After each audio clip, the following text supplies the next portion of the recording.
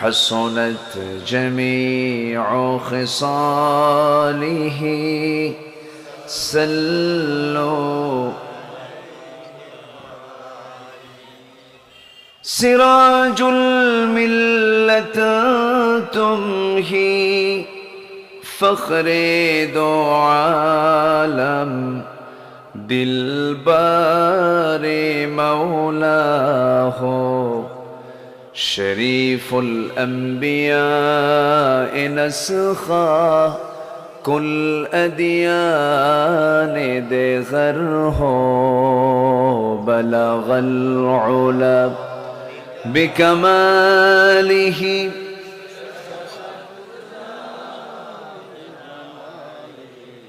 حسنت جميع خصاله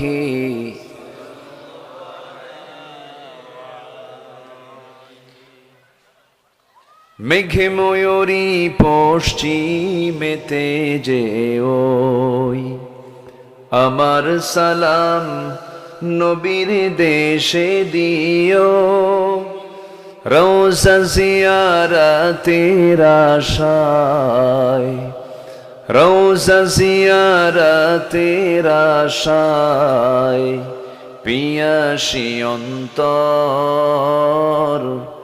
যেথায় আমার প্রিয় রাসূল ঘুমাই নিরন্তর যেথায় আমার প্রিয় নবী ঘুমান নিরন্তর সবাই বলি সাল্লাল্লাহু আলাইহি ওয়াসাল্লাম।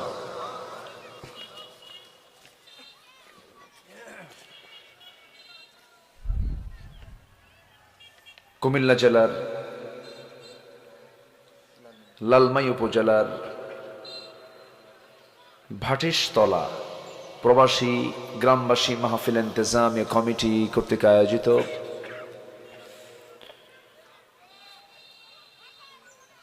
দিনের বেলা অনুষ্ঠিত প্রেমনল বাজার না প্রেম নল নাকি প্রেম নল আচ্ছা আচ্ছা আজকের এই তাফসীর মাহফিল মহৎ আয়োজনের সম্মানিত সুযোগ্য সভাপতি আজকের মাহফিলের বরেণ্য সাহেবে সদর হাজী সম্মেলন বাংলাদেশ লালমাই কুমিল্লা শাখার সম্মানিত সভাপতি চিকিৎসক ডাক্তার দেলাওয়ার হোসেন আজকের মাহফিলের বরেণ্য অতিথি বিশেষ করে আমার পূর্বে কথা বলেছেন নন্দিত আলেমে দ্বীন ধোলাইপাড় বাইতুন নূর জামে মসজিদের সম্মানিত খতিব মুফতি মিসবাহুদ্দিন মাহমুদি মাওলানা হানিফুল ইসলাম আমিনী উপস্থিত হাজরাত উলামায়ে কেরাম ফদলায়ে ইজম আজকের মাহফিলের প্রধান আকর্ষণ যাদেরকে নিয়ে আজকের এই সাজানো গোছানো বর্ণাঢ্য আয়োজন তৌহিদের পতাকাবাহী কালেমার ঝান্ডাবাহী দ্বীন ইসলামের নরসার্দুল বীর মুজাহিদ প্রাণ প্রিয় সম্মানিত দ্বীনি ভাইরা আড়ালে বসে আছেন শ্রদ্ধেয়া সম্মানিতা মা বোনেরা আলোচনার সূচনায় আনুষ্ঠানিকতার মধ্য দিয়ে আমার পক্ষ থেকে আবারও দিল খোলা সালাম আসসালামু আলাইকুম ওয়া রাহমাতুল্লাহি ওয়া বারাকাতুহু।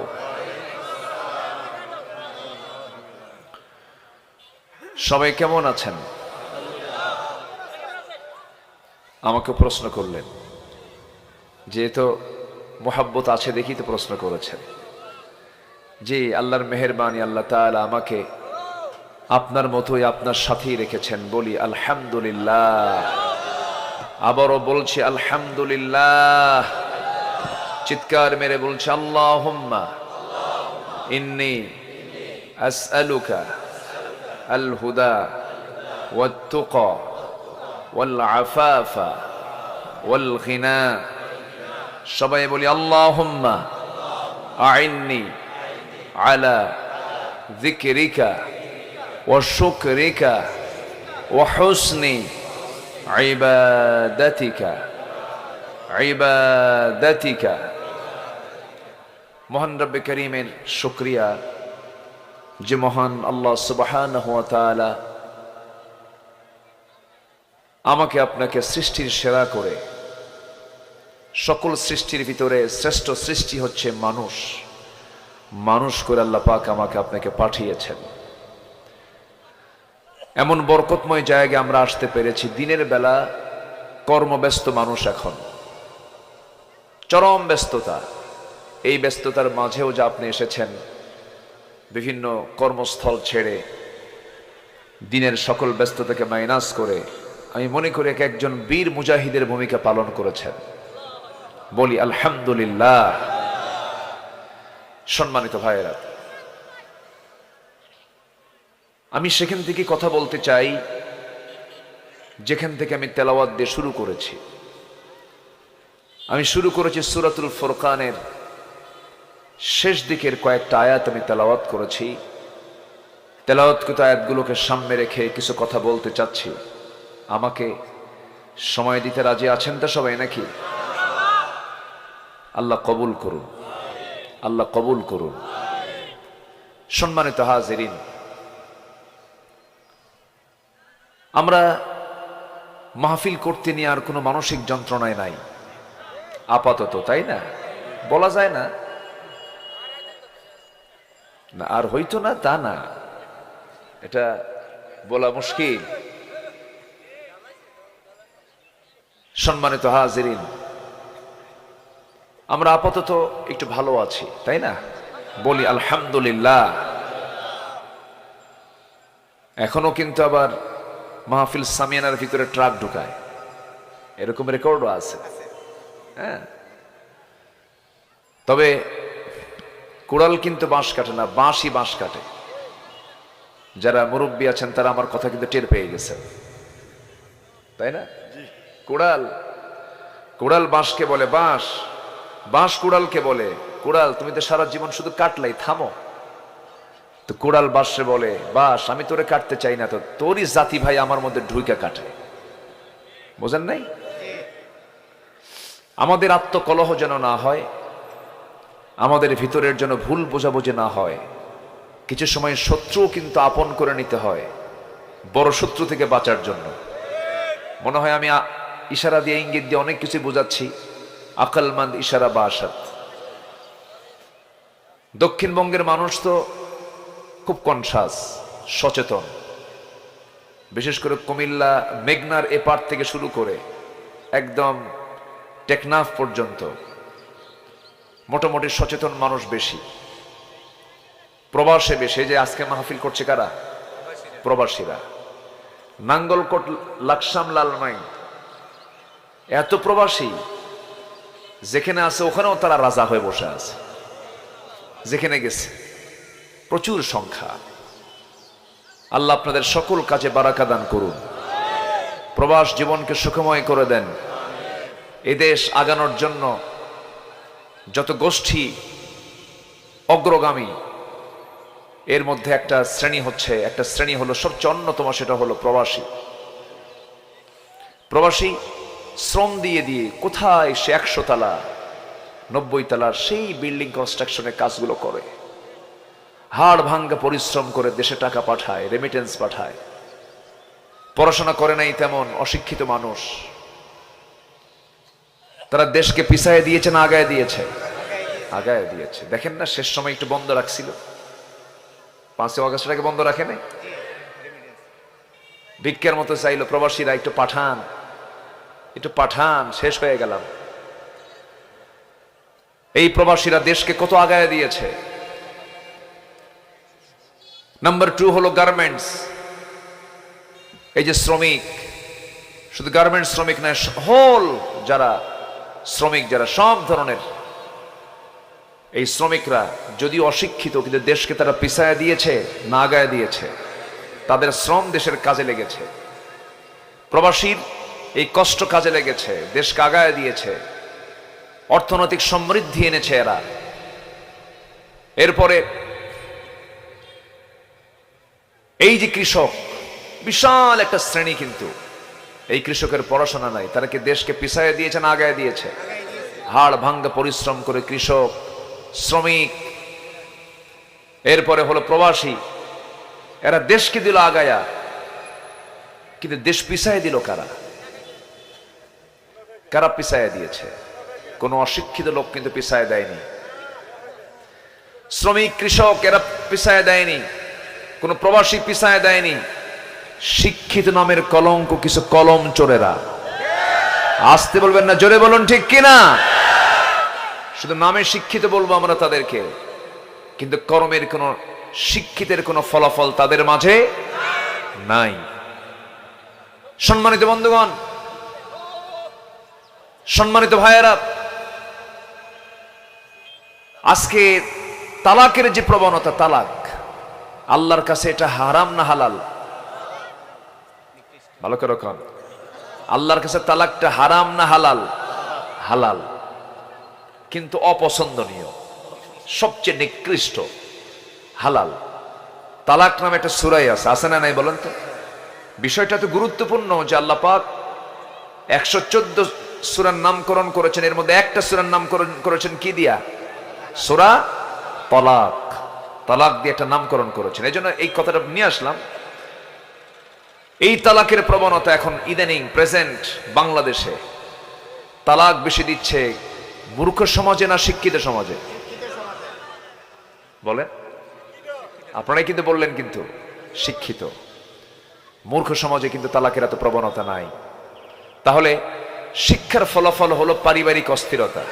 আজকের শিক্ষার ফলাফল পারিবারিক অস্থিরতা। তালাক মানে কি? পরিবারটা জাহান্নামের মতো হয়ে যাওয়া। কি তালাকের অবস্থা মানে কি? ছেলে একদিকে, মা একদিকে, বাপ আরেকদিকে। কি আমি কি ভুল বললাম? অথচ এটা চলছে এখন মূর্খ সমাজে না শিক্ষিত সমাজে? শিক্ষিত সমাজে।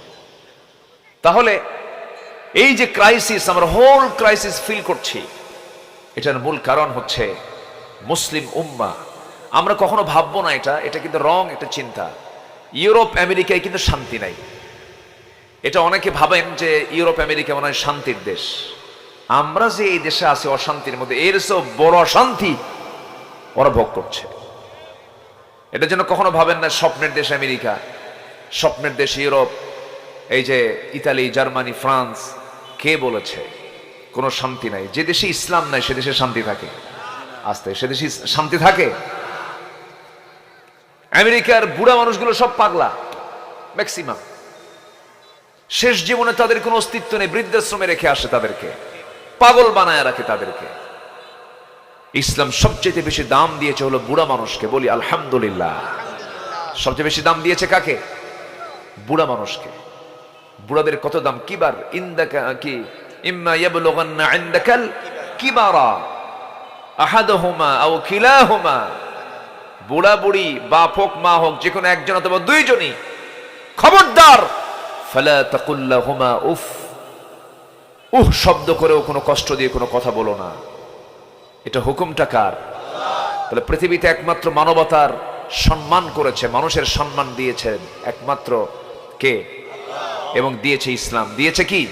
ইসলাম দিয়েছে। ভাবতেছেন আমেরিকা শান্তি আছে? বুড়া মানুষের কোনো দামই নেই। ইউরোপে শান্তি নেই। আমার দেশে অশান্তি ছিল, কারণ ফেরাউন ছিল তো একটা। ফেরাউন তো চলে গেছে। ও ছিল হলো আগের মূল ফেরাউন ছিল হলো পুরুষ ফেরাউন, আর এটা ছিল হলো লেডিস ফেরাউন। কোনো দয়া মা ছিল না তো, চুল পরিমাণ কোনো দয়াও কাজ করতো না তার মধ্যে। একটু যদি দয়া থাকতো, আল্লামা সাইদির মতো মানুষকে তারা হাত দিত? বলেন তো, কত বড় সম্পদ না? কত বড় সম্পদ যে খুব আবেগী একজন মানুষ বসে আছেন সামনে, কিন্তু আমার আওয়াজের চাইতে আপনার আওয়াজ বড় হলে কিন্তু বেকার না। একটু সবর, আমার দিকে তাকান। আমরা সুন্দর পরিবেশ পেয়েছি, মাহফিল কমিটি এখন নির্বিঘ্নে মাহফিল করছে। এই মাহফিলগুলো ছিল, আছে, থাকবে। যারা বন্ধ করতে চেয়েছিল তারা বন্ধ হয়ে গেছে। বন্ধ হয়নি? যারা ইসলামকে নিষিদ্ধ করতে চেয়েছিল 5ই আগস্টের 5 থেকে 6 দিন আগে নিষিদ্ধ করতে গিয়ে, ইসলামকে নিষিদ্ধ করতে গিয়ে তারা নিষিদ্ধ হয়ে গেছে। শিক্ষা নেওয়ার দরকার আছে না নাই? আছে। আমরা শিক্ষা নেব, জোরে বলি ইনশাআল্লাহ। আসুন সেই কালামের দিকে আসি। হ্যাঁ, আরে এখন তো থানা থেকে ফোন দেয় উল্টা, থানা থেকে উল্টা ফোন দিয়ে বলে কিছু লাগবে কি, ওরা উল্টারও হেল্প চায়।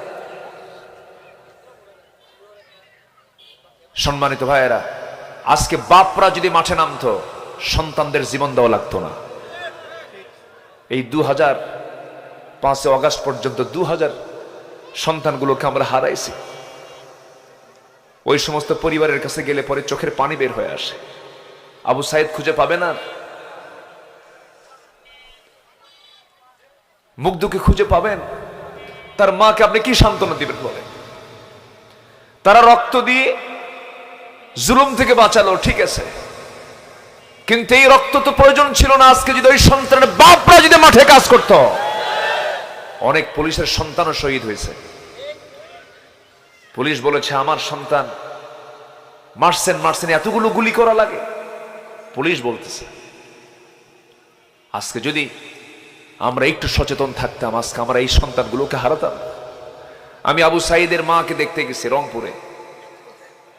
বললাম খালাম্মা আপনি কেমন আছেন?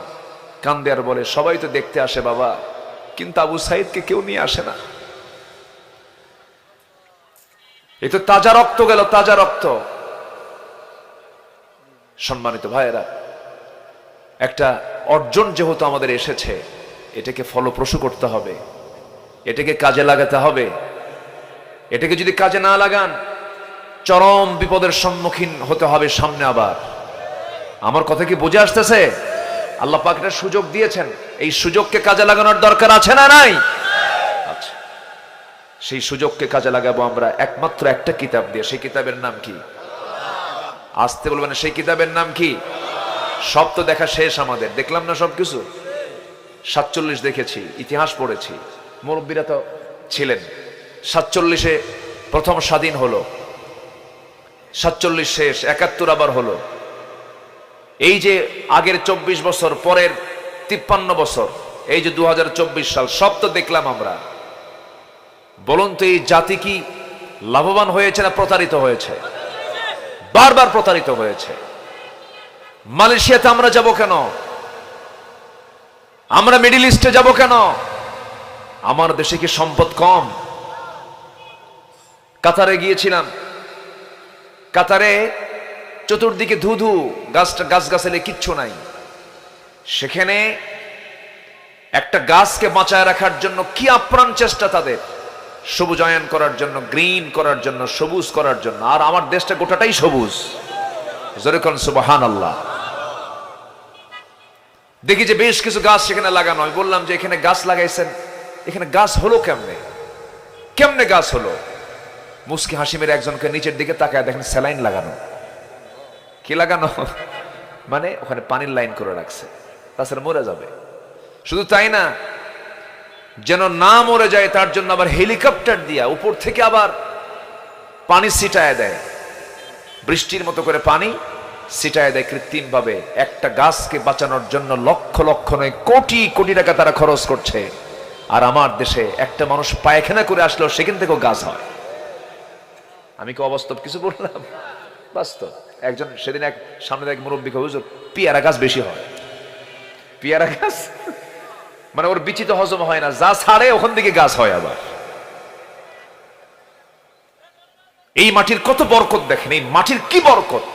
এই মাটি আমার সোনার চেয়েও খাঁটি। সব হতো এখানে, এখান থেকে বিশ্ব বাজারে চলে যেত, রপ্তানি হতো এই আমার দেশের সমস্ত খাদ্য শস্যগুলো। কিন্তু সেই প্ল্যান নাই, সেই পরিকল্পনা নাই। সবগুলো উল্টাপাল্টা করে সব শেষ করে দিয়েছে। 11 লক্ষ কোটি টাকা দেশ থেকে পাচার করেছে। প্রবাসীরা কি কষ্ট করে দেশে টাকা পাঠায়, আর ওরা কেমনে লোপাট করে। যারা দেশের সম্পদ দেশে না রেখে বাইরে পাচার করে, তারা হচ্ছে সবচাইতে দেশের বড় দুশ্মন, বড় দুশ্মন, বড় দুশ্মন। ঠিক কিনা? প্রবাসী তো এই জন্য কথাগুলো বলতেছি।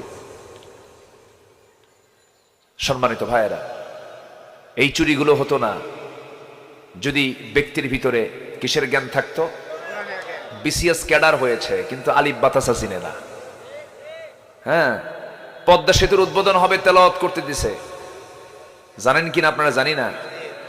দেশে নাজমুস সাকিব ছিল, জাকারিয়া ছিল, সালেহ আহমেদ তাকরিম ছিল, ওয়ার্ল্ড ফেমাস, যাদের তেলাওয়াত শুনে মক্কার ইমামরা কান্দে। হ্যাঁ, মক্কার ইমামরা কান্দে। ওই কারিগুলো না খুঁজে পেয়ে, হাফেজ না খুঁজে পেয়ে করছে কি, বিসিএস ক্যাডার একজনকে দিছে তেলাওয়াত করতে। সূরা রহমান পড়তে নিয়া এমন পড়া পড়ছে, শয়তান কয় তোর আমার তেলাওয়াত ভালো।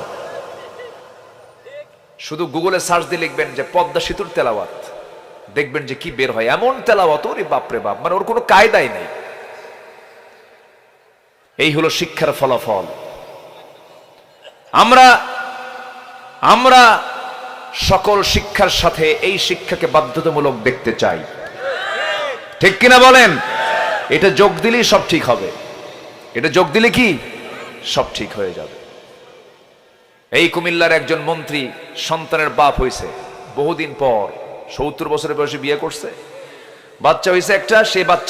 সে বাচ্চাটাকে কোলে নিয়ে দোয়া পড়তেছে, লা ইলাহা ইল্লা আনতা সুবহানাকা ইন্নী কুনতু মিনাজ জালিমিন। জানেন কিনা, আপনার মনে আছে কিনা?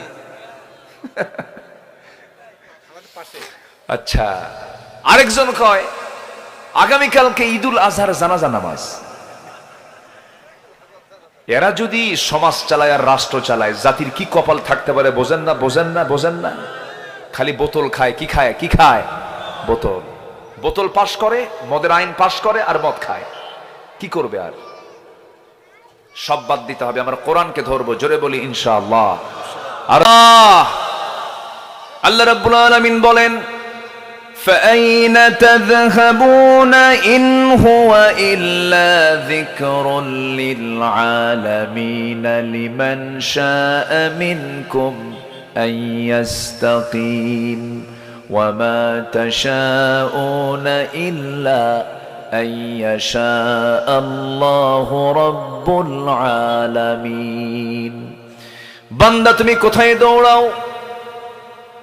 পুঁজিবাদ সে তো অভিশাপ, জাতীয়তাবাদ সে তো সংকীর্ণতা, ধর্মনিরপেক্ষ মতবাদ সে তো ধর্মান্ধতা, সমাজতন্ত্র সে তো আত্মার বন্দিশালা।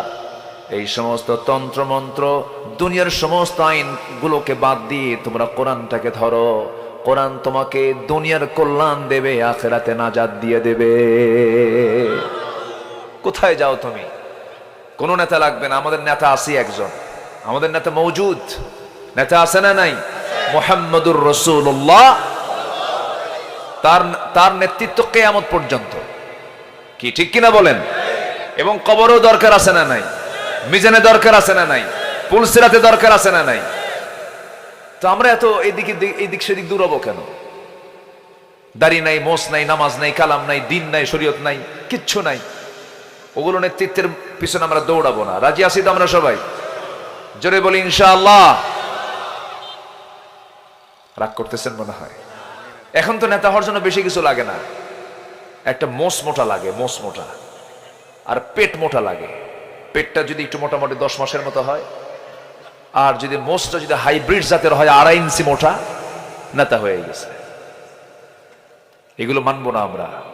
আমরা আমলওয়ালা নেতা দেখতে চাই, আল্লাহওয়ালা নেতা দেখতে চাই। জোরে বলি ইনশাআল্লাহ। যে নেতা কোরআন চাবে সেই নেতাকে আমরা চাবো। যে নেতা কোরআন চাবে না সেই নেতার পিছনে দৌড়ানোর দরকার নাই। যে নেতা আমার জানাজা নামাজ পড়াতে পারবে উনি হবেন আমার নেতা। মৃত্যুর পরে তো এটাই তো আমার পাওয়া। আমার মৃত্যুতে কে আসলো, আমি কাকে নেতা বানিয়েছিলাম, সে আমার নামাজ পড়াতে পারবে কিনা, এগুলো তো চিন্তা করা দরকার। আখেরাত কেন্দ্রিক টার্গেট করতে হবে, রাজনীতি আখেরাতের বাইরে নয়। যারা মনে করেন রাজনীতি ইসলামের বাইরে, ওর ঈমান আনা হয়নি এখনো। কি আমার কথা কি ক্লিয়ার? যে বলে যে রাজনীতি ইসলামের বাইরে, ওর ঈমান এখন আনা হয়নি। ওরে নতুন করে নবায়ন করে ঈমান আনতে হবে।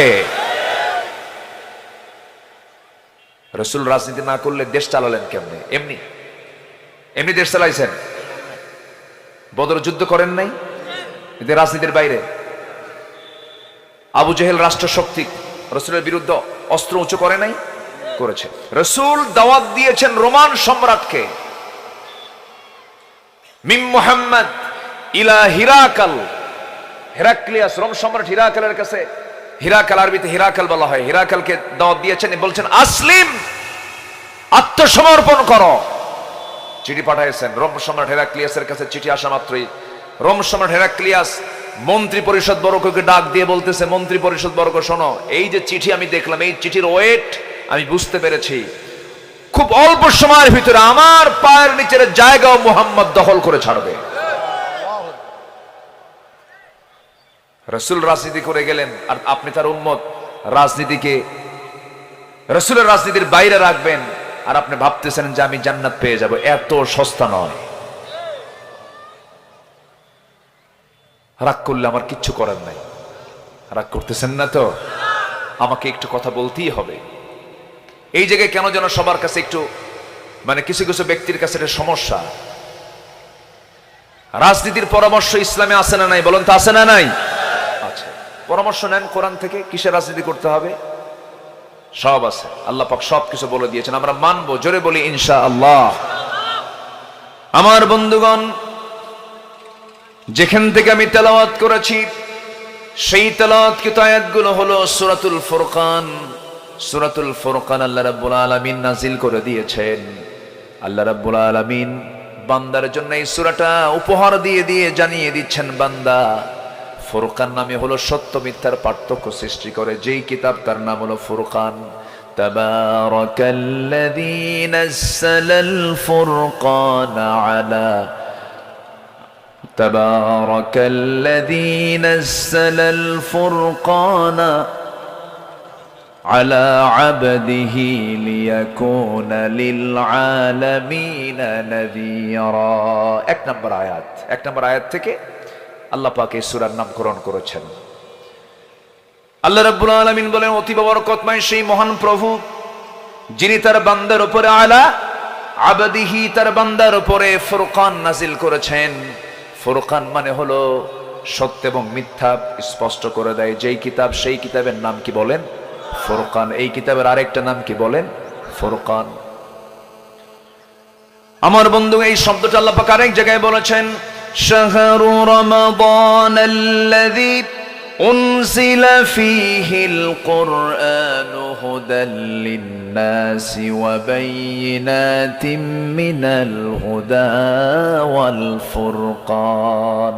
তাহলে এখানে আরেকটা নাম আসছে, হুদা, একটা কিতাবের নাম। এই কিতাবের নাম আরেকটা কি? হুদা। আমার বন্ধুগণ, যেখানে হক এবং বাতিল সুস্পষ্ট, এর মধ্যে অবশ্যই সব কিছুই আছে, সব কিছু এর মধ্যে আল্লাহ পাক মজুদ রেখেছেন। আপনি কি চান? আপনি আপনার জীবনের যত সমস্যাগুলো, সমস্ত সমস্যাগুলো আপনি অ্যাপ্লাই করুন, কোরআন একটা একটা করে জবাব দিয়ে দেবে। জোরে বলি সুবহানাল্লাহ। 3-4 দিন সূর্য ছিল না, তাই না? আজকে সূর্য উঠছে। কখন? এই আমি আসতে নিয়ে দেখলাম, এই যে হেঁটে আসা মাত্রই সূর্যের মুখ দেখে ভাবলাম, আল্লাহ কি নিয়ামত তোমার। সুবহানাল্লাহ বলবেন না? সূর্য হাসে, আমরাও হাসি। সূর্য না উঠলে কি ভালো লাগে? না, এরকম মনে হয় না? কি সুন্দর করে সূর্য উঠেছে, আমার এতটা আনন্দ লাগলো। আমি হেঁটে আসার সঙ্গে সঙ্গে একজন কাকি যেন বললাম, ভাই আপনাকে বলছি, দেখেন সূর্য উঠছে। সূর্য উঠছে তো সকালেই, কিন্তু আমাদের চোখে ধরা পড়ছে কখন? এখন জোহরের সময় ধরা পড়েছে। আল্লাহু আকবার, বলি আলহামদুলিল্লাহ। পৃথিবীর সব পরাশক্তি এক জায়গায় হয়ে যদি বলে যে এই সূর্য ওঠে না কেন, কেন দেখা যায় না, কেউ কিছু করতে পারবে? এটা সম্পূর্ণ চালান তিনি কে? আসতে তিনি কে? আল্লাহ, যিনি মেঘমালা নিয়ে আসেন। দেখেন আল্লাহ তাআলা তার নিজের পরিচয় দিচ্ছেন, যেখান থেকে আমি তেলাওয়াত করেছি। আল্লাহ রাব্বুল আলামিন সুন্দর করে আকাশ নিয়ে বলছেন, তাবারাকাল্লাযী জাআলা ফিস সামাই বুরুজান ওয়া জাআলা ফীহা সিরাজান ওয়া কমারাম মুনীরা। অতীব বরকতময় সেই মহান প্রভু যিনি আকাশে বুরুজ রেখেছেন, গ্রহরাজিগুলো রেখে দিয়েছেন। আমার বন্ধুগণ, সেখানে রেখে দিয়েছেন প্রদীপ্ত সূর্য, আলোকিত চাঁদ। এই মহাকাশের মহাশূন্যের মাঝে সব গ্রহরাজির তথ্য দিচ্ছেন তিনি। আমার কে? কি তথ্য তিনি দিচ্ছেন? এখানে একটা সায়েন্স রয়ে গেছে। সূর্যের নিজস্ব আলো আছে, চাঁদের নিজস্ব কোনো আলো নাই। আল্লাহ পাক কত আগে বলে দিলেন ওয়াকামারাম মুনিরা, আলোকিত চাঁদ, সিরাজাম মানে হলো প্রদীপ্ত সূর্য, অর্থাৎ নিজের যে আলো, নিজের নিজস্ব আলো যার আছে সে হচ্ছে সিরাজ, কামারাম মুনিরা যার নিজস্ব কোনো আলো নাই। এটা সায়েন্সের ব্যাখ্যা কত আগে দিয়ে দিয়েছেন, সুবহানাল্লাহ বলবেন না? সূর্য আজকে আমরা 3 দিন যাবত কেন দেখলাম না বলেন? কি হয়েছিল? হ্যাঁ একটু বলেন না, কি ছিল বলেন? মেঘ ছিল আকাশে, কি ছিল? মেঘলা ছিল, কুয়াশা ছিল। মেঘের জন্য আমরা কিছু কিছু জায়গায় বৃষ্টিও হয়েছে। এই মেঘ শতাব্দীর পর শতাব্দী মানুষ স্টাডি করেছে। এই মেঘটা কেমনে হলো, কেমনে হয়, কেমনে মেঘ থেকে বৃষ্টি হয়, মানুষের কাছে এই অস্পষ্ট ধারণা ছিল। এই 19 এবং 20 শতকের শেষে এসে বিজ্ঞান গবেষণা করে রহস্য উদ্ঘাটন করতে পেরেছে, আলহামদুলিল্লাহ। উদ্ঘাটন করলো না কি করলো একটু পরে বুঝতে পারবেন। তারা রহস্য উন্মোচন করেছে। আজকের বিজ্ঞান এই মেঘ নিয়ে যে তথ্যগুলো দিচ্ছে, বিজ্ঞান গবেষণা করে দেখছে যে বৃষ্টির জন্য প্রথমে বায়ুর প্রবাহ, কিসের প্রবাহ বলেন তো? একটা বাতাসের একটা প্রবাহ, এটা সৃষ্টি হয়ে যায়। এরপর মেঘের স্তূপীকরণ, মেঘটা এক জায়গায় স্তূপীকরণ করে ফেলেন আল্লাহ রাব্বুল আলামিন, এটা বিজ্ঞান বলছে। নাম্বার 3 হচ্ছে সেই ঘনীভবন থেকেই বৃষ্টির মূল রহস্য, সেই ঘনীভবন থেকে ওটা ভেঙ্গে ভেঙ্গে এরপর আল্লাহ পাক বৃষ্টি আকারে পৃথিবীতে নাজিল করেন। এই রহস্য উন্মোচন করেছে বিজ্ঞান হালে এসে এই 19-20 শতকের দিকে। কিন্তু জটিল একটা বিষয় হলো, বিজ্ঞান হালে সেটা বের করেছে, কিন্তু শতাব্দীর পর শতাব্দী গবেষণা করার পরে, আর কোরআন আজ থেকে 1500 বছর আগে এই তথ্য কোরআনে অনেক আগে উল্লেখ করে দিয়েছে। জোরে বলে সুবহানাল্লাহ। সূরা রুম আয়াত নাম্বার 48 নোট করে রাখবেন, বাড়িতে গিয়ে মিলায়ে নেবেন যে হুজুর কোন জায়গা থেকে কথাটা বলল। আল্লাহ রাব্বুল আলামিন বলেন, আল্লাহুল্লাযী ইউরসিলুর রিয়াহা ফাতুসীরু সাহাবান ফায়াবসুতুহু ফিস সামাই কাইফা ইয়াশা ويجعله كسفا فترى الودق يخرج من خلاله فإذا أصاب به من يشاء من عباده إذا هم يستبشرون জোরে বলুন আল্লাহু আকবার। তিনি তো সেই আল্লাহ যিনি আকাশে বায়ু প্রবাহ আগে করেন, আগে বায়ুর প্রবাহ সৃষ্টি করেন, এরপরে তা মেঘমালাকে সঞ্চারিত করে, এরপরে মেঘমালাকে যেভাবে ইচ্ছা সেইভাবেই তিনি আকাশে ছড়িয়ে দেন, তাকে স্তরে স্তরে স্টেপ বাই স্টেপ রাখেন। এই যে সুন্দর করে তথ্য দিয়ে দিলেন, বিজ্ঞান কি প্রমাণ করেছে না কোরআন থেকে ধার করেছে? কি ক্লিয়ার কথা? কোরআন দেখেন কিভাবে তথ্যগুলো দিচ্ছে। মেটেরোলজিক্যাল সায়েন্স, মেটিওরোলজিক্যাল যে সায়েন্স এবং কোরআন, আবহাওয়া বিজ্ঞান এবং কোরআনের মধ্যে কোনো দ্বিমত নেই। আল্লাহু আকবার বলে। আবার এই যে মেঘ সৃষ্টি হয়, এই মেঘের সৃষ্টি হয় পানি দিয়ে। এই পানিটা উঠান আল্লাহ পাক দুনিয়া থেকে পানি চক্রের মধ্য দিয়ে বাষ্পীয় আকারে। কি আকারে? বাষ্পীয় আকারে। আমার আপনার ঘরের আগে পিছনে ময়লা পানি আছে না নাই? থাকে না কমে? বলেন কেমনে কমে? হ্যাঁ, ফিল্টার দেখা যায়, ফিল্টার দেখা যায়। আচ্ছা, ওই যে পেশাব, ওই যে ময়লা, ওই যে আবর্জনা, সব ময়লা আবর্জনার পানিগুলোকে আল্লাহ পাক যে সেখান থেকে তুলে নেন, যদি আল্লাহ পাক ওই সমস্ত পানি তুলতেন তাহলে কি অবস্থা হতো বলেন তো? মানুষ বাস্তব। তাহলে ফিল্টারিং করছেন, সেই ফিল্টার মেশিন কি দেখা যায় না? তাহলে এই পানি চক্রের আকারে এগুলো তুলতেছেন কে? পৃথিবীর সমস্ত টেকনোলজি, প্রযুক্তিকে যদি ব্যবহার করে এই পানির যে উত্থিত করার যে পদ্ধতি, পানি চক্রের যে সিস্টেমটা, গোটা পৃথিবীর সব টেকনোলজি এক জায়গায় করে কি এই চক্র তৈরি করা সম্ভব? পৃথিবীর কোনো মানুষ পারবে? এই ম্যানেজমেন্ট সম্পূর্ণ কার? আসতে বলবেন না কার?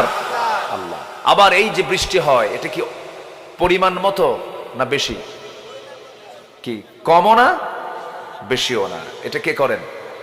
তাহলে কমও না বেশিও হওয়া যাবে না। তাহলে পানি যে আল্লাহ পাক তোলেন এই বাষ্পীয় আকারে, এটা কি বেশি তোলেন? না কম তোলেন? না, কমও না বেশিও না। কেউ তো সুবহানাল্লাহ বললেন না। আমরা তো খেয়ালই করি না আল্লাহ আমাদের কি করেন। আল্লাহু আকবার, আল্লাহু আকবার। দেখেন আল্লাহ পাক এটাও বলছেন কত আগে। আল্লাহ রাব্বুল আলামিন বলেন, ওয়াল্লাযী নাযালা মিনাস সামাই মাআন বিকদারিন ফাআনশারনা বিহি বালদাতাম মাইতান কাযালিকা তুখরাজুন। জোরে বলুন আল্লাহু আকবার। সূরাতুজ যুখরুফ আয়াত নাম্বার 11। আল্লাহ রাব্বুল আলামিন বলছেন, আমি তো সেই রব যে রব আমি আকাশে যখন পানির প্রয়োজন হয় আকাশ থেকে পরিমাণ মতো বিকাদারিন পরিমাণ মতো পানি আমি আল্লাহ তাআলার জমিনে নাজিল করি। মরা জমিনটা আমি আল্লাহ পানি নাজিল করে জিন্দা করে দেই। জোরে কোন সুবহানাল্লাহ। বিকাদার, এটা কি স্টাডি করছে এখন বিজ্ঞান। প্রতি সেকেন্ডে জমিন থেকে পানি যে বাষ্প হয়ে উপরে ওঠে এটার পরিমাণ হলো 16 মিলিয়ন টন। কেউ তো আল্লাহু আকবার বললেন না।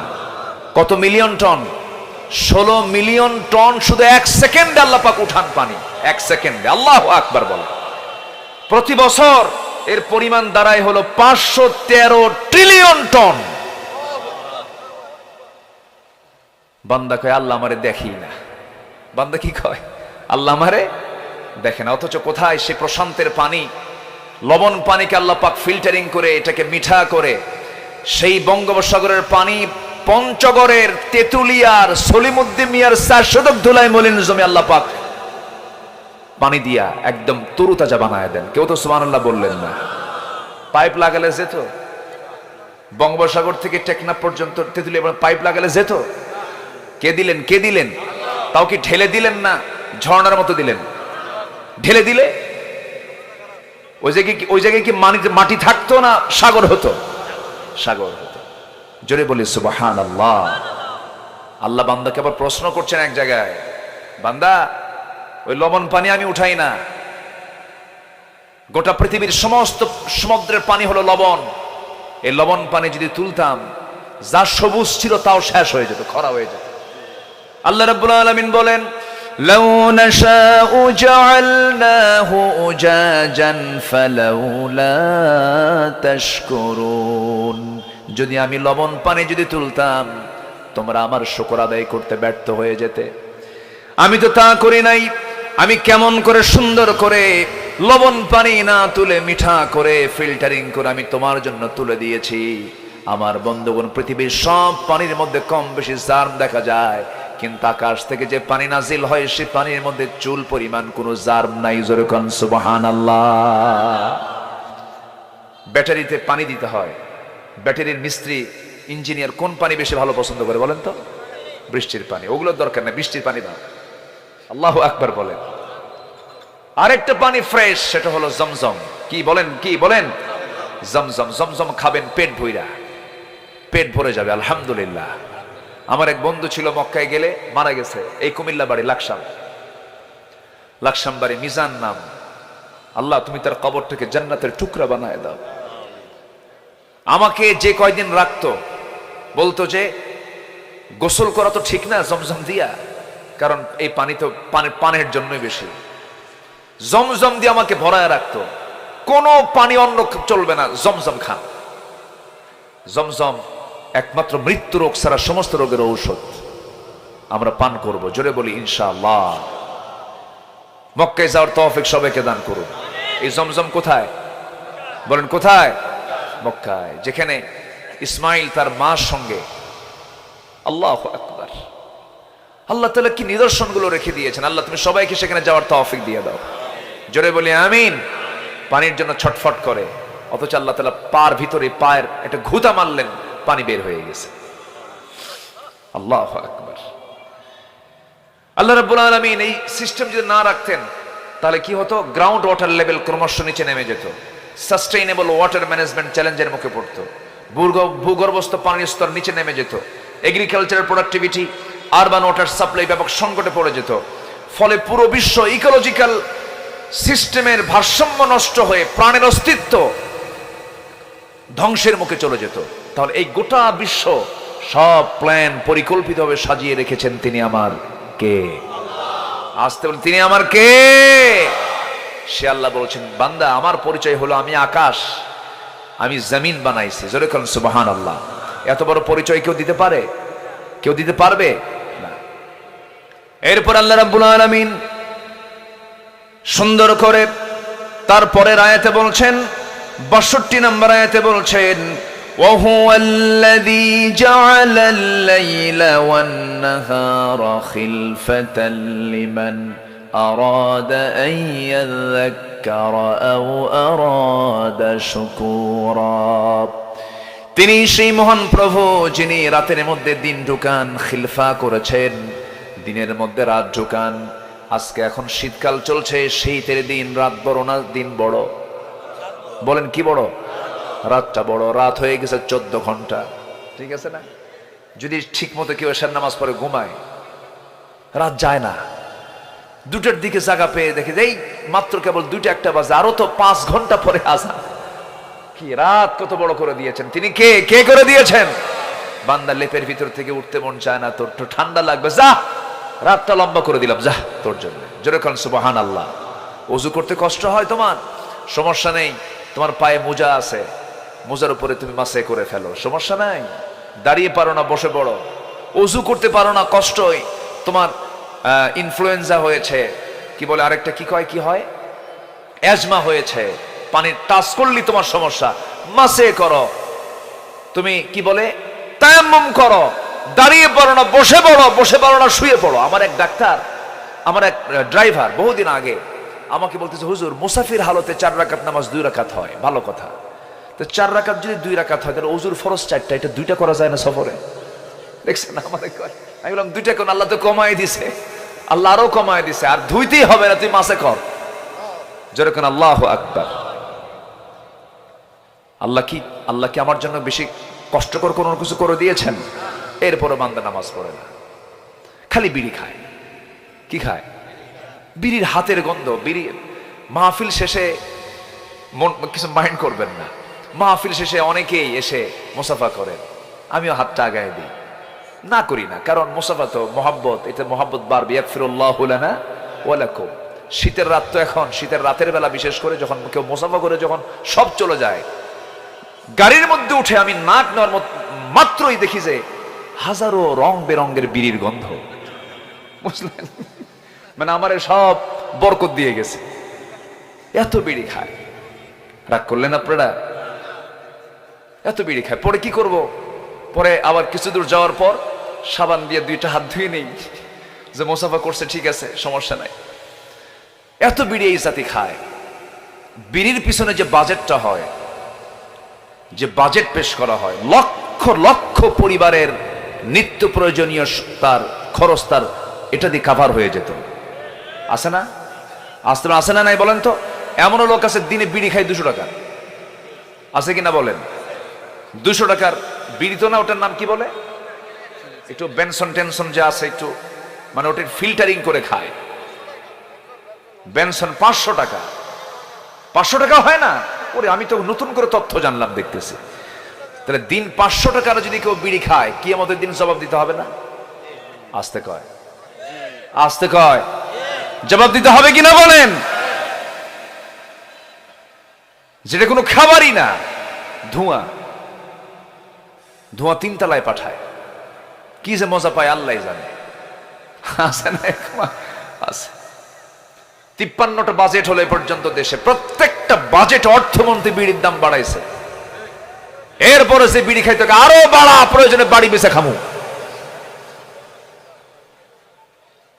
এত উম্মতে মুহাম্মাদি বিড়িখোর হবে না, জোরে বলি ইনশাআল্লাহ। আমার নবী কি তার এরকম কোন নেশা ছিল? তিনি কোন পান খেয়েছেন, বিড়ি খেয়েছেন? পান খান আপনি, এটা আমাদের দেশে আলেম ওলামারা খাইতো, এটাকে মানা করা খুব মুশকিল।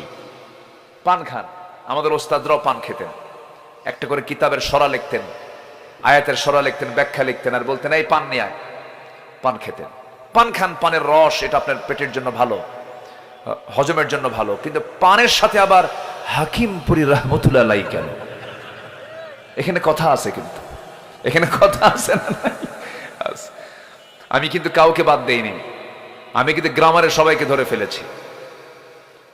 কোনো নেশা নাই, আপনি পাপ করবেন, পাপ আপনাকে ঘেরাও করবে। বিড়ি খাবেন তো আল্লাহ পাক আপনাকে ধরে ফেলছেন, আপনার ঠোঁট কালো হবে কি, ঠিক কিনা?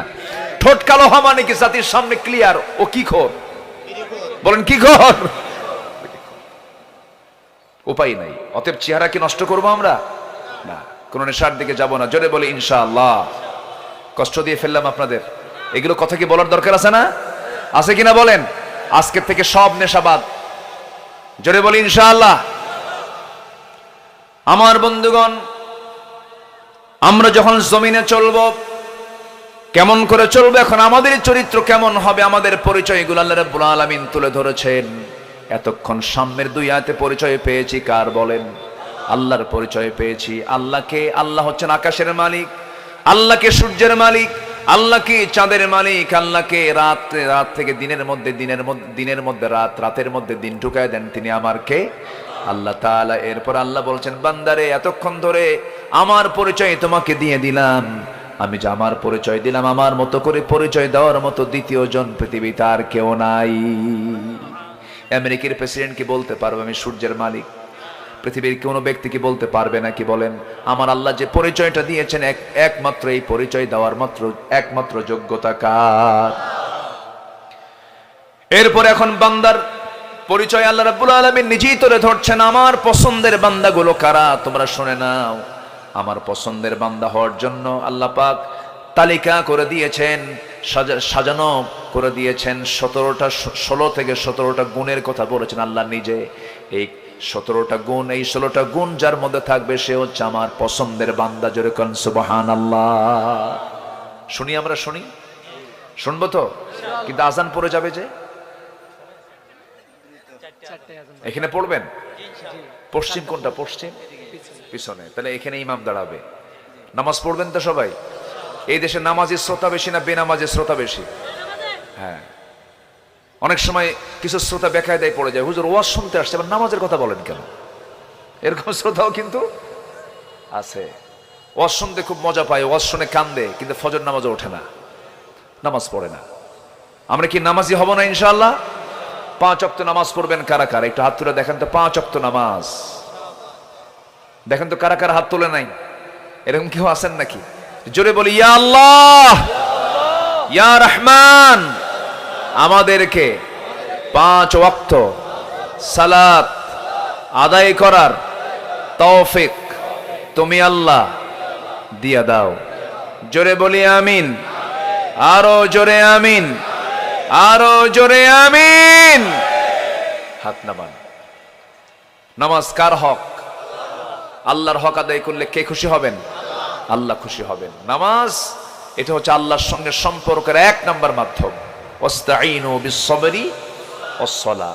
কোনো বিকল্প, কোনো পথ নেই। নামাজ ছাড়া আল্লাহর সঙ্গে সম্পর্ক করার কোনো কায়দাই নাই আর। এই জন্য 5 ওয়াক্ত আযান যখন হবে, সব কাজ বাদ দিয়ে ইমানদার চলে যাবে কোথায়? মসজিদে। আমার বন্ধুগণ,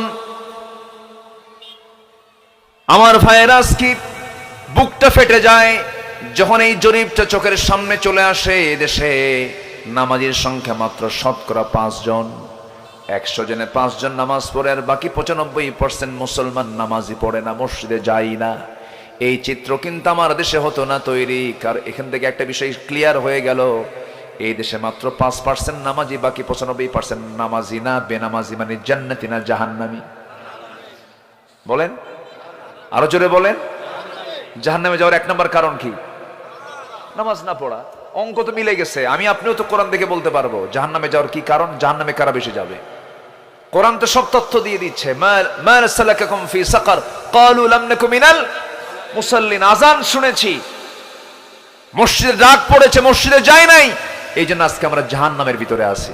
তাহলে 1 নম্বর কারণ হলো নামাজ ছেড়ে দেওয়া। এটা জাহান্নামে যাওয়ার 1 নম্বর কারণ। তাহলে আমার দেশে জান্নাতি লোক বেশি না জাহান্নামী লোক বেশি? রাগ করলেন মনে হয়।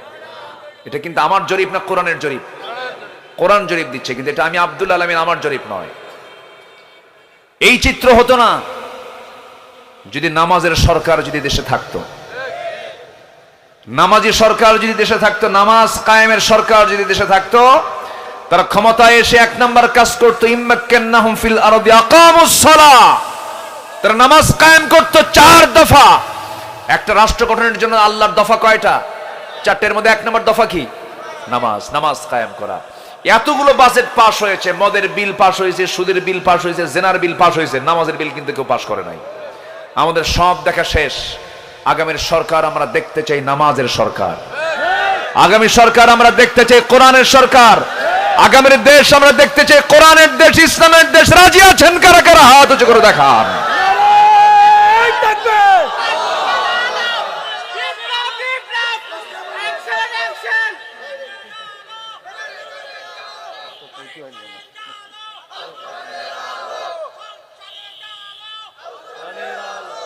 আল্লাহ কবুল করুন। জোরে বলে আমিন, আরো জোরে আমিন।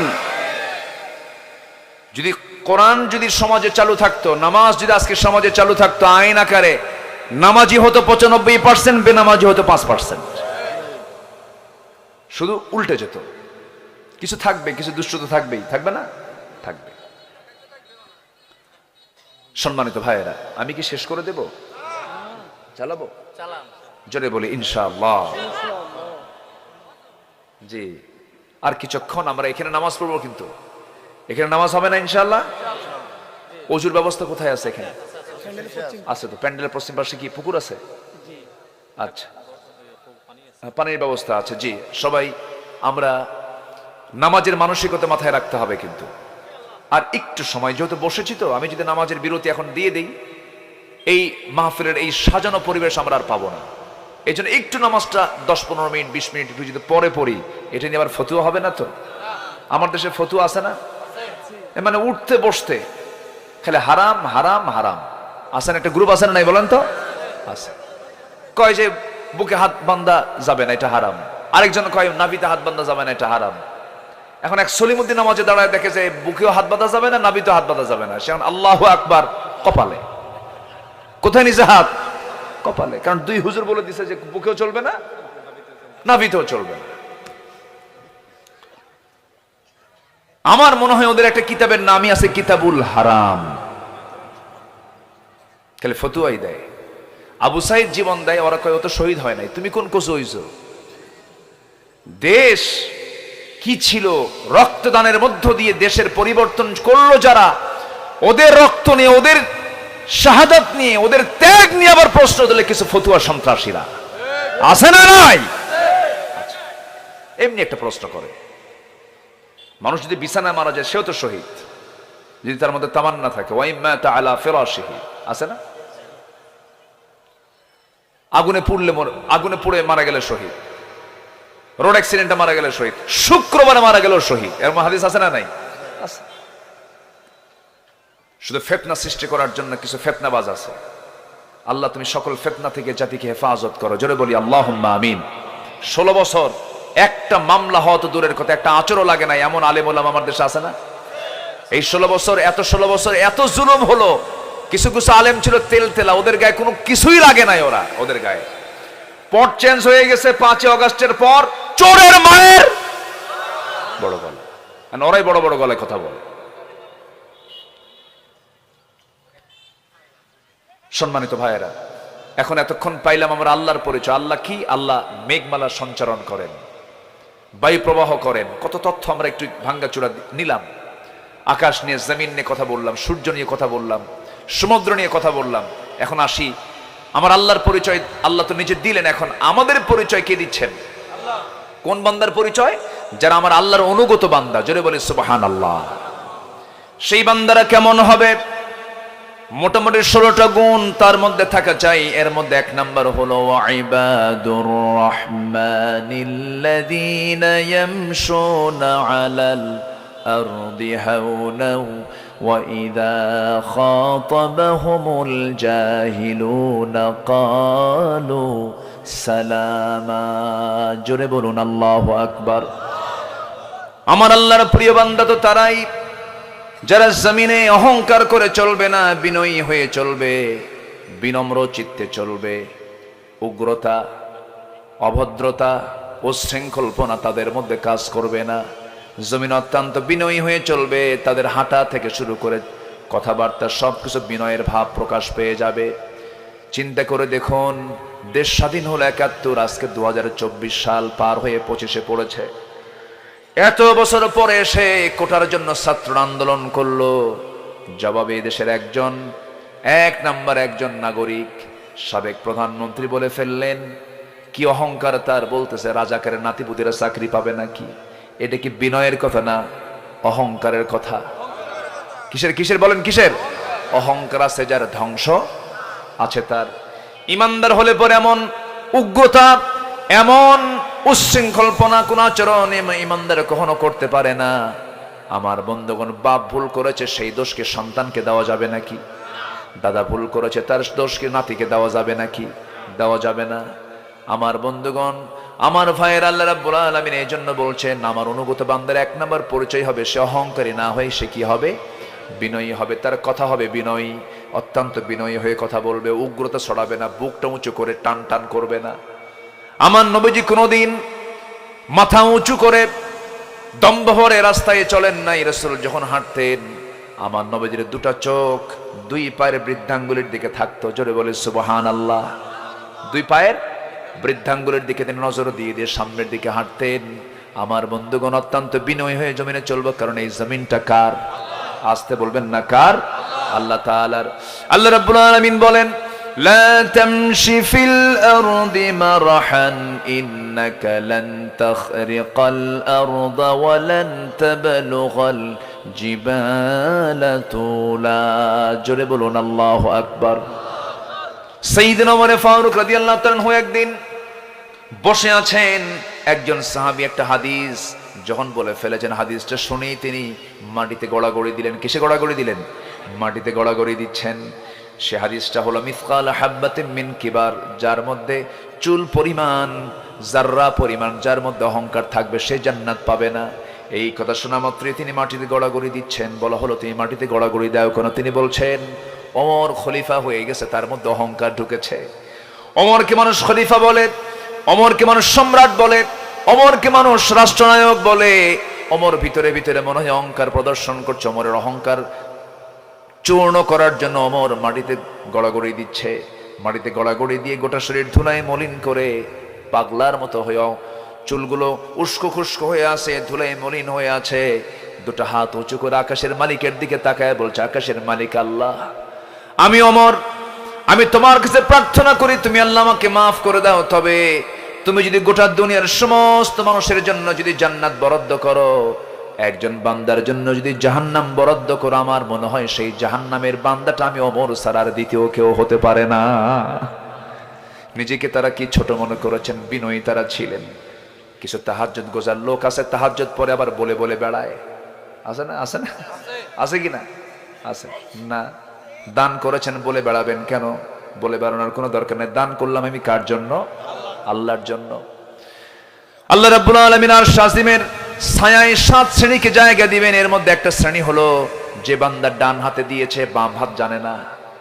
বাম হাতে দান করেছে, ডান হাত জানে না। সে গোপনে গোপনে দান করে বলে, আল্লাহ, পৃথিবীর কাউকে না বলে তোমাকে জানায়া দান করলাম, তুমি আমারে মাফ করে দাও। সব কথা আমরা বলে দেব কাকে? বলেন, আমার মনের কথা সব বলবো কাকে? আল্লাহ হলেন সাত্তার, আল্লাহই তো গোপনকারী। আমার কত পাপ জীবনে, সমস্ত পাপগুলো আল্লাহ গোপন করে রেখেছেন। আল্লাহর কাছে সবকিছু বলবো, আল্লাহ তুমি আমার সব গোপন রেখেছো, তুমি আমার সব গোপন রেখে দিও। কিয়ামতের দিন সবকিছু উলট পালট কইরো না, মনের সামনে আমাকে উলঙ্গ করে দিও না। বিচার করবে তুমি আল্লাহ, তুমি তো সাত্তার বলেছো। আল্লাহ রাব্বুল আলামিন আমার এত বড় উদার, আল্লাহ পাক আমার জন্য এত বড় রহমান। তিনি হাশরের ময়দানে কিছু কিছু বান্দাকে ডাক দিবেন, ডাক দিয়ে আড়ালে নিবেন, আড়ালে নিয়ে বলবেন, ও আব্দুল্লাহ, তুমি কি এই কাজগুলো করছো? না, হ্যাঁ করছি। এই কামগুলো করছো? হ্যাঁ করছি। আমি কি দুনিয়াতে প্রকাশ করেছিলাম নাকি না প্রকাশ করো নাই? আল্লাহ সেই দিনও বলবেন, বান্দারে দুনিয়াতে প্রকাশ করি নাই, আজকেও প্রকাশ না করে তোকে আমি জান্নাত দিয়ে দিলাম।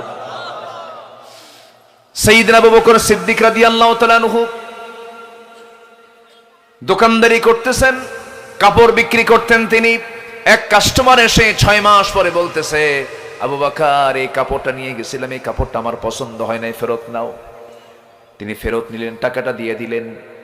কিছু দূর ওই কাস্টমার চলে যেতেই তিনি ওই দোকানের মধ্যে তিনি হাওমাও করে কাঁদেন। বলা হলো, আবু বকর সামান্য কাপড়ের জন্য কান্দো কেন, কি হয়েছে? তিনি বলছেন, আমি কাপড়ের জন্য কাঁদি না, আমি কাঁদি আখিরাতের জন্য। কেন, কি হয়েছে তোমার বলো? এই কাস্টমারের এই কাপড় পছন্দ হয় নাই, 6 মাস পরে এসে ফেরত দিয়ে গেল। আমি কাপড়টা নিয়ে নিলাম, আমি তাকে টাকাও দিয়ে দিলাম, সে টাকা পেল, আমি কাপড়টা ফেরত পেলাম, হিসাব শেষ। কিন্তু আমার আল্লাহ যেদিন হাসরের ময়দানে আমাকে ডেকে বলবেন, আবু বকর এদিকে আসো, আড়াল করে ডেকে যখন পার্সোনালি আমাকে ডেকে বলবে, আবু বকর তোমার এই যে নামাজ, এই যে জিহাদ, এই যে দান, এই যে সদকা, একটাও আমার পছন্দ হয় নাই, তুমি এগুলো ফেরত নিয়ে যাও। আমি আবু বকর সেই দিন কোথায় যাব? আমার ভাইয়েরা, কি বিনয়ী তারা ছিলেন, কি নম্রতা তাদের মধ্যে কাজ করেছে। জান্নাতের সংবাদ পাওয়ার পরেও তাদের মধ্যে এতটুকু সন্দেহ কাজ করেছে, আল্লাহ যদি পাকড়াও করে ফেলেন কি না হবে আমাদের। কি চিন্তায় তারা ছিলেন। এই জন্য আমার বন্ধুগণ, এই দুনিয়াতে যত বড় যে বিনয়ী হবে, আল্লাহ তার কিয়ামতের দিন তার দামটা তত বাড়ায় দিবেন। জোরে বলি সুবহানাল্লাহ। এই দুনিয়াতে যারা যত প্রভাব খাটাবে, আখিরাতে তাদের দাম তত মূল্য, তারা তত মূল্যহীন হয়ে যাবে। দুনিয়াতে যাদের প্রভাব কম, আখিরাতে তাদের প্রভাব বেশি। আল্লাহু আকবার বলে। বিনয়ী হব আমরা, জোরে বলি ইনশাআল্লাহ। আমাকে ঠকালো, যা ঠকায়া যা তুই, আমি প্রতিশোধ নেব না। কি কথা বুঝতেছেন? কথা বোঝা যাচ্ছে? বিনয়ী হব আমরা। উগ্রতা ইমানদারের স্বভাব নয়। নাম্বার 2 হলো, সমাজের যারা অজ্ঞ মানুষ, মূর্খ মানুষ, এদের সঙ্গে ইমানদার কখনো তর্কে জড়াবে না, বাজে কোনো কথা বলবে না। ইমানদারের মুখের ভাষা হবে জমির দলিলের মতো। জমির দলিলে কোনো ভুল থাকে নাকি? কেউ জানা মতে কেউ ভুল করে? বারবার দেখে number, CS number, RS number, খতিয়ান নাম্বার, সব বারবার দেখে চেক করে দলিল লেখে। ইমানদারের মুখের জবান হবে জমির দলিল লেখার মতো, যেন একটা ভুল মুখ থেকে না বের হয়। কিন্তু আপনি মূর্খদের সামনে যখন কথা বলতে যাবেন, ভুল বের হয়ে যাবে, হঠাৎ করে মুখ থেকে স্লিপ হয়ে যাবে, কথা বের হয়ে যাবে। এজন্য আল্লাহ পাক বলছেন দরকারই নাই। ওয়াইদা খাতাবাহুমুল জাহিলুনা ক্বালু সালামা। মূর্খদের সামনে যখন পড়ে যাবে, কিচ্ছু না বলে শুধু সালামখানা দিয়া বিদায় নিবা। আল্লাহু আকবার বলেন। আল্লাহর পরামর্শগুলো কত সুন্দর, জোরে বলে সুবহানাল্লাহ।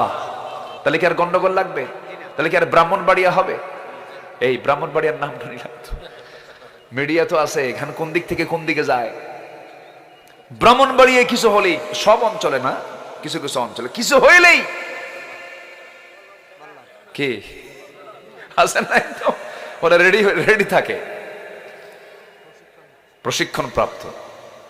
এবং ওদের জেলাটা এমন জায়গায়, ওইদিকে ত্রিপুরা, আবার এই সাইডও ইন্ডিয়ার একটা অংশ, মাঝখানে ওরা আছে। তো ওদের সাইজ করার জন্য আল্লাহ পাক ওদেরকে রাখছে ওখানে। কি ঠিক কিনা বলেন? এটা করা যাবে না, ইমানদার এগুলো করবে না। নাম্বার 3 হলো, ওয়াল্লাযীনা ইয়াবিতুনা লিরাব্বিহিম সুজদান ওয়া কিয়ামা।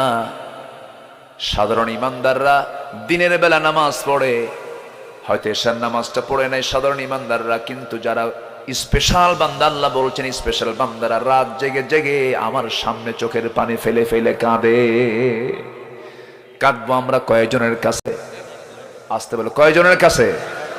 যে ব্যক্তি আল্লাহ ছাড়া অন্য কারো কাছে কাঁদে, সে কি চালাক না বোকা? বলেন বলেন বলেন। বউয়ের সামনে কাঁদবেন বোকা, স্বামীর সামনে কাঁদবে স্ত্রী বোকা, ভাইয়ের সামনে কাঁদবেন বোকা, নেতার সামনে কাঁদবেন বোকা। সব লস আপনার। পৃথিবীর কালো কাছে আপনি কাঁদতে যাবেন, এটা আপনার জন্য লস। চোখের পানি শুধু পড়ে গেল, কোনো লাভ হবে না। কিন্তু আপনি যদি আল্লাহর সামনে, যদি আল্লাহর ভয়ে যদি এক ফোঁটা চোখের পানি ফেলতে পারেন, আপনি কি জানেন 7 সমুদ্রের পানি জাহান্নামকে নিভাতে পারবে না, কিন্তু আপনার এক ফোঁটা চোখের পানি জাহান্নামকে নিভাইয়ে দেবে। আমরা কাঁদবো কার কাছে? আসতে বলবেন না, কাঁদবো কার কাছে? রাতের বেলা। কিসের বেলা বলেন তো? আল্লাহ পাক এখানে রাতের বেলার কথা বলেছেন। রাতের বেলা কাঁদো, চতুর্দিক অন্ধকার, তুমি অন্ধকারে আমাকে চাও, আমি অন্ধকারেও তোমার সামনে দেখা করতে আসি।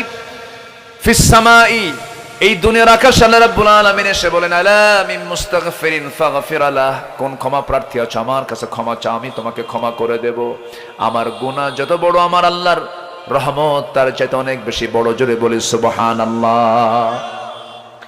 নাম্বার 4 হলো জাহান্নাম থেকে বাঁচার জন্য আকুতি করা, জাহান্নাম থেকে বাঁচার জন্য আল্লাহর কাছে প্রার্থনা করে বলা, রব্বানা সরিফ আন্না আযাব জাহান্নাম ইন্না আযাবাহা কানা গরামান ইন্নাহা সাআত মুস্তাকাররাও ওয়া মুকামা। কি ভয়ঙ্কর জাহান্নাম, সেই জাহান্নাম থেকে আল্লাহ তুমি আমাকে বাঁচাও। আল্লাহর কাছে বারবার বললে পরে শুনবেন তিনি আমার কে। দুনিয়ার মানুষ শুনতে দেরি করে, বারবার চাইলে পরে বিরক্ত হয়ে যায়, কিন্তু আমার আল্লাহ এমন আল্লাহ যে আল্লাহকে বারবার চাইলে আল্লাহ আরো বেশি খুশি হন। জোরে বলে সুবহানাল্লাহ। নাম্বার 5 হলো অপচয় না করা। নাম্বার 6 হলো মিতব্যয়ী হওয়া। কি হওয়া? মিতব্যয়ী হওয়া। টাকা আছে বলে আপনি খরচ করবেন না। বারবার আপনি হজে যাচ্ছেন, আমার নবীজি জীবনে হজ করেছেন মাত্র একবার। কয়বার বলেন? একবার। আমার দেশে কিছু ট্রিপল হাজি আছে। কি হাজি? ট্রিপল হাজি। বরাবর পরপর 3 বার যায়, আবার দেশে আসার পরে যদি হাজি কয়, এই আমি কি শুধু হাজি? আমি তো ট্রিপল হাজি। আমার বন্ধুগণ, আপনি 3 বার হজে গেলেন, 321 লক্ষ টাকা খরচ করলেন। একবার আপনার হজ ফরজ ছিল, আপনি 2 বার না গিয়ে যদি দ্বিতীয়বারের তৃতীয়বারের 7 14 লক্ষ টাকা যদি আপনার প্রতিবেশীর বাড়িতে গিয়ে যদি যার ঘরে কিছু নাই আপনি তার ঘরে প্রয়োজনীয় কিছু কিনে দিলেন, একটা বিধবার ঘরে আপনি গরু কিনে দিলেন, গাভী কিনে দিলেন, আল্লাহ আপনাকে এই মানবতার পাশে দাঁড়ানোর জন্য জান্নাতের ফায়সালা করে দিবে। কি কথা কি বোঝা গেল? আমার বন্ধুগণ, অনেক কথার সময় কম, একটু মনোযোগ দিয়ে শুনুন। এরপর আল্লাহ রাব্বুল আলামিন বলছেন নাম্বার 7, আল্লাহ ব্যতীত যে অন্য কাউকে না ডাকে, শরীক না করে। নাম্বার 8 হলো হত্যা না করে, ওয়ালা ইয়াকতুলুন, যারা হত্যা করবে না। এরপর ওয়ালা ইয়াজনুন, যারা জিনা করবে না। এরপর আল্লাহ নাম্বার 10 বলছেন, নাম্বার 10 এসে বলছেন ইল্লা মান তাবা, তবে যারা তওবা করবে। যেরকম সুবহানাল্লাহ। নাম্বার 11 তে এসে বলছেন 10টা কাজ শিখে দেওয়ার পরে 11 নম্বরে বলছেন যারা ঈমান আনবে। কি আনবে? ঈমান কত নম্বরে বলেন? কত নম্বরে? 11 নম্বরে। মানে কি এগুলো যার নাই ওর ঈমানের কোনো দাম নাই। কষ্ট দিচ্ছি? আচ্ছা আমার বন্ধুগণ, নাম্বার 12 হলো ঈমান আছে কিন্তু আমল নাই, হবে না। ঈমানও লাগবে, আমলও লাগবে। আল্লাহর সেটিংটা দেখছেন? আল্লাহ এত সুন্দর করে আয়াতগুলো সেট করেছেন। আল্লাহ রাব্বুল আলামিন বলেন ইল্লা মান তাবা ওয়া আমানা ওয়া আমিলা সালিহান ফাউলাইকা ইউবাদদিলুল্লাহু সাইয়্যাতিহিম হাসানাত ওয়া কানাল্লাহু গফুরার রহিমা ওয়া মান তাবা ওয়া আমিলা সালিহান فإنه يتوب إلى الله متابا। জোরে বলুন আল্লাহু আকবার। আমার বন্ধুগণ, যারা নেক আমল করবে, নেক আমলের ফলাফল হলো আল্লাহ পাক বলছেন ইউবাদদিলুল্লাহু সাইয়্যাতিহিম হাসানাত, আমি তার সমস্ত পাপগুলোকে সওয়াব দিয়া পাল্টায়া দেব। দেখছেন আল্লাহ পাকের পাশ করার কি সিস্টেম, পাশ করে দেওয়ার। ওর যে পাপ ছিল সে পাপটাকে চেঞ্জ করে সওয়াব দিয়ে সমান করে দেব। যা, তাহলে কি আল্লাহর দয়া আছে না? আল্লাহর দয়া আছে, আছে। আমরা আল্লাহর কি চাই? দয়া চাই। কি চাই বলেন? দয়া চাই। দয়া না করলে আমরা বাঁচবো বলেন তো? আমাদের উপায় আছে? আমরা যে ফাঁকি দেই, বোনের সম্পত্তি পর্যন্ত দেই না। মার পেট থেকে একসাথেই জন্ম নিয়েছে, মার একই পেট থেকে জন্ম নিয়েছে, কিন্তু সেই বোনের সম্পত্তি মেরে খায়, আর অন্য লোক তো থাকলোই। হ্যাঁ, এরকম লোক কম না বেশি? মানে বোনকে সম্পদ যে দিতে হবে বাবা মার, এটা জায়েজই মনে করে না, এরকম লোক আছে কিছু। কিসের যে তুই বোন, তুই কিসের সম্পদ নিবি, তুই যা, এরকম বোনকে ধাক্কায় দেয়। আছে না নাই বলেন তো?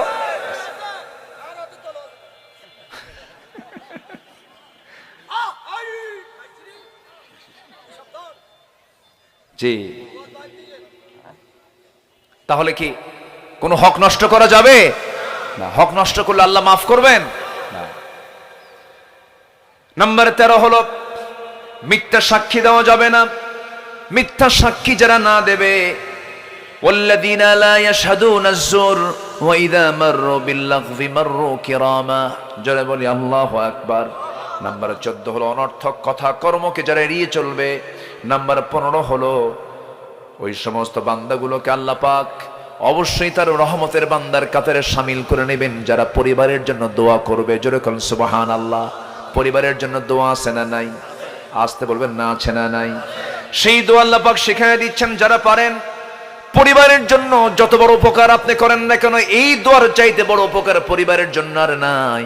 পরিবারের জন্য আমরা প্রত্যেক দোয়ার মধ্যে এই দোয়াটা শামিল করব। সবাই বলুন রব্বানা রব্বানা হাব লানা মিন আজওয়াজিনা ওয়া যুররিয়াতিনা কুররাতা আ'য়ুনি ওয়াজআলনা লিল মুত্তাকিনা ইমামা।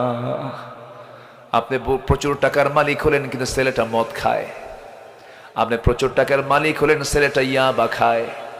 আপনি প্রচুর টাকার মালিক হলেন, ছেলেটা বন্দুক নিয়ে আপনার সামনে হুমকি দিয়ে গুলি করতে নেয়। আপনার সেই শান্তি আছে নাকি বলেন? সেই শান্তি হবে না। এই জন্য পরিবারের জন্য দোয়া করতে হবে। আমার নবীজি পরিবারকে দারুণ সময় দিতেন, পরিবারের জন্য সময় ব্যয় করতেন, পরিবারকে বুকের সঙ্গে আগলে ধরতেন। নবীজি যখন দুনিয়া থেকে বিদায় নেবেন পরিবারকে বহু নসিহত করেছেন, ফাতিমাকে ডাক দিয়েছেন, ফাতিমাকে বলে দোয়া করেছেন। নবীজি ফাতিমাকে বিয়ে দিয়ে 3 দিন পার হতে দেন নাই, বাড়িতে দেখতে গেছেন, তার খোঁজ খবর নিয়েছেন, ইবাদতের খোঁজ খবর নিয়েছেন। আমার বন্ধুগণ, সন্তান কখন কি করে 10 মিনিট পর পর খোঁজ নেওয়ার দরকার প্রত্যেকটা পিতামাতার আছে না নাই? খোঁজ খবর নেব আমরা। কি সুন্দর করে দোয়া শিখায় দিচ্ছেন। আল্লাহ তুমি আমাকে এমন স্ত্রী সন্তান দাও যারা আমার চক্ষু শীতলকারী হবে। আল্লাহু আকবার বলেন, জোরে বলি আল্লাহু আকবার।